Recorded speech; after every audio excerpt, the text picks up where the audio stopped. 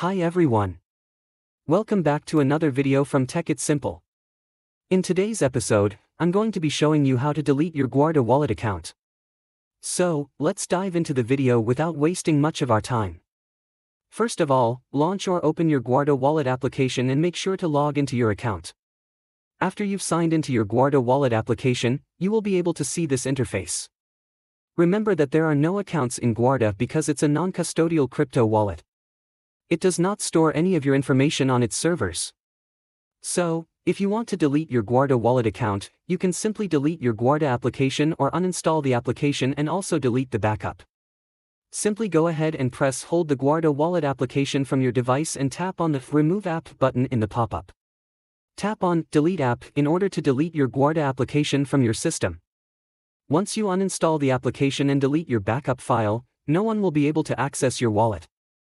If anyone gets hold of your backup file, then they will be able to restore your wallet back again.